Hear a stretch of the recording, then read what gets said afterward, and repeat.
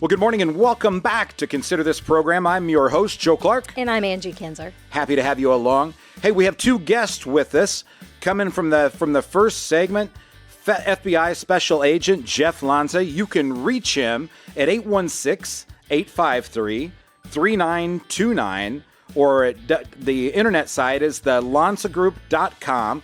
So that's the LANZAGROUP.com. He, like I said, is talking about preventing cybercrime and identity theft. Did a great job talking. We've got our own Chief of Compliance, Don Hodson, joining in with us today. So, Jeff, I'll let you go ahead and take it away. And, Don, when you've got questions, ask, please. Yeah. So in the previous segment, we started talking about a little bit about cybercrime and getting these phishing emails. Let me take it up one step further and talk about email account hijacking, which can be used to commit so much more fraud. And that's when someone gets an email that looks like it's coming from your email provider, say Yahoo or Gmail. There's a problem with the account. You've been blacklisted. Someone's used your password in Romania. And that causes us to click on a link to try to fix that problem, which doesn't exist. It's a trick. That brings you to a fake login page. And then on that login page, you put in your username or password. Then the criminal has it, right? They log into your email account and they can create lots of havoc. So this is what we want to avoid happening. They can start to commit more fraud once they get access to our email account, and including sending emails to people like Joe and saying, hey, I need money from my account. Please wire it to this bank account. And Joe's not going to do that. You know, he knows better. He's watching your assets. He has your back. But we need to be careful about that too. And one more example I'd like to share with you is a big problem today. It's a $200 million problem. It's where people are getting ready to buy a house and they get an email that they think is coming from their mortgage company or their title company or a lawyer involved in the process of buying a house. It's a criminal that has taken over those email accounts, and they want you to wire money for your house closing. And people throughout the United States have collectively lost $200 million based on this trick in 2019, 11,000 victims last year. So whenever you wire money for any reason, house or other purpose, make sure you call the recipient to verify the money's going to the right place, not based on email instructions alone. Really important to do that. The only way we're going to stop this epidemic crime is to make sure that the criminals don't get the money, so they'll stop trying to commit the crime. Amen. I will tell you, Donnie, I don't know about you. I had never heard that one until Jeff told me in the conference that we had. Yeah, I agree. That's and I know I had to. I closed, my bank account was with one bank, Jeff. I closed, the other account was the same bank, and they force you to wire the money under the rules. So I could easily, I bet I had 15 emails and I was irritable because I was having to go through that. So I could see that happening to somebody in a heartbeat. It's very easy to wire. Yeah. I'm sorry, Don. I was going to say it's very easy to wire money in this country. It's designed to be that way so we can move money around. It happens all the time. It's almost too easy to wire money. So we have to be careful when we order our bank to send money, and based on emails that we get or text messages that we get. Really, really important to do that. Yeah, you nailed it. The human contact element goes a long way to mitigate that. People in our firm know, even from a regulatory standpoint, that we can take no action whatsoever based on an email, not really to do anything. So we do everything we can to prevent those kind of things. We've certainly been subject to fraudulent requests on many occasions that we've had to follow up, but picking up the phone and calling somebody goes a long way when it comes to your money. Yeah, we had Jeff, we actually had a male call and pose as a female of somebody who we knew, she had just lost her husband, and, they're trying to say that we need money for, expenses. And I thought half my team was going to eat him alive if they could figure out how to get there. Anyhow, what else would you like to add? I would like to mention passphrases. Don mentioned that in the very beginning. Passwords need to be really strong to protect our accounts. Otherwise, they could be broken by brute force methods, people using computers to guess passwords. But the problem is we come up with a big complex password. It has uppercase, lowercase, a number, and a symbol. And we use that over and over again because we don't want to come up with a complex password for all of our accounts. And that causes another problem where people can get our password for one place and use it at another place. So I suggest using passphrases. That encourages us to have something unique. A passphrase is like a sentence, a group of words you put together, one long phrase, but it's unique because you can associate it with an account. Now, for example, you might use for your Social Security online account, you might have something like "Show me the money."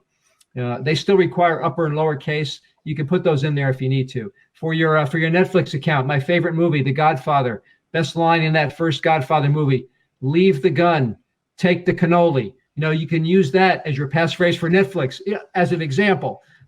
Take out the spaces, that type of thing. So this is a great way because it encourages us to come up with something unique and different for each account. It'll keep those accounts a lot safer than using the same password, even if it's strong, for different accounts. Great point. So how do you spell Luca Bracci swimmer with the fishies? Right? That's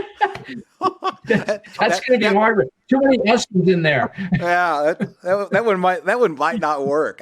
I will tell you, and I shared this with Jeff before, and I don't even know if I told Don, but one of the smartest people that I know on the planet literally got held hostage.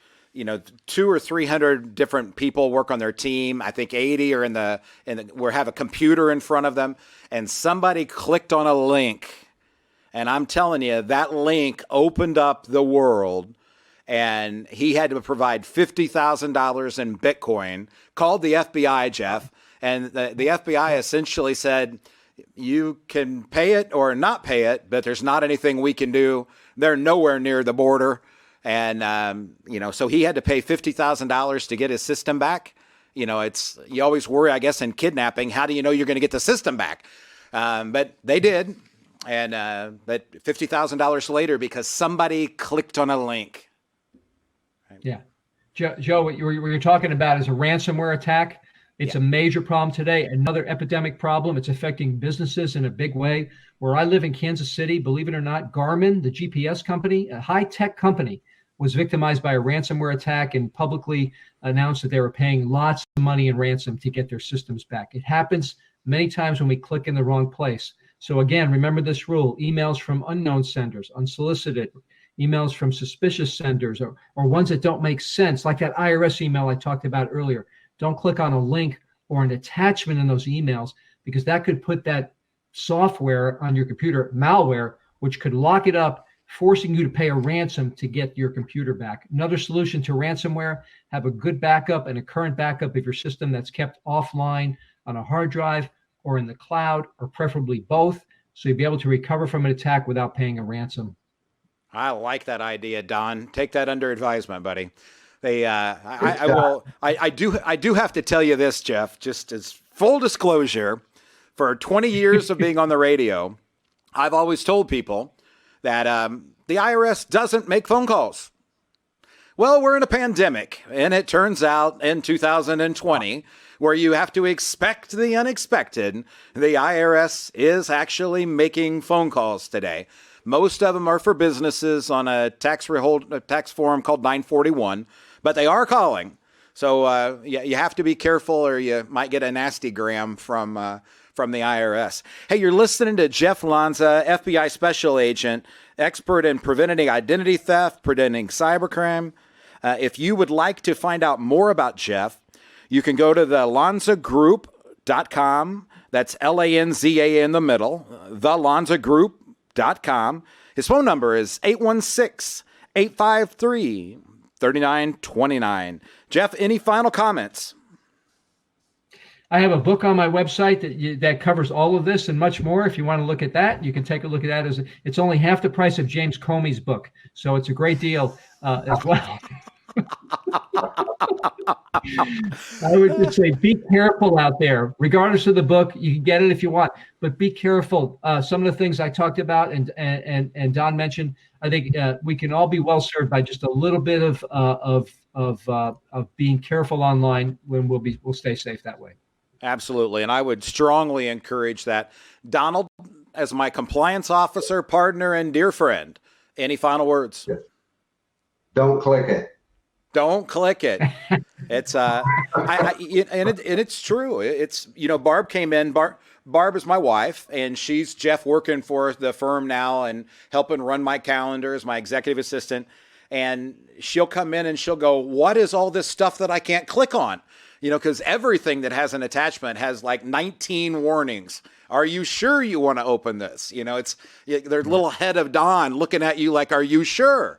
Right? But you know, we are very, very cautious with that. And gentlemen, I greatly appreciate both of your time tonight being here with us. And if you've got anything you want to add, or anybody wants to get a hold of Jeff, you can reach him, Jeff Lanza. That's Jeff and Lanza at thelanzagroup.com. Of course, you can reach Don at Your Life After Work. Anywhere on the website. As Jeff pointed out, you can find out pretty much anything you want to know about us, including that CRS forum that's the SEC puts out there. I think the ADV Part 2 is more important, but you can go there as well. Gentlemen, thank you for joining us. Have a great evening. Appreciate it much. Jeff, I look forward to talking to you again next time. So, hey, Thanks folks, so much, you're listening to Consider This program. We do our best to bring you things you need to know. And I know this may not be about retirement, but for God's sakes, if somebody steals everything you've got or locks up your system in your world, you might as well not have taken the time to save and accumulate it anyhow. This is a painful world. If you want to know more or get signed up for your Next Steps meeting, don't forget you can go to yourlifeafterwork.com or give Angie a call at 800-928-4001. Get signed up for your Next Steps meeting. 800-928-4001.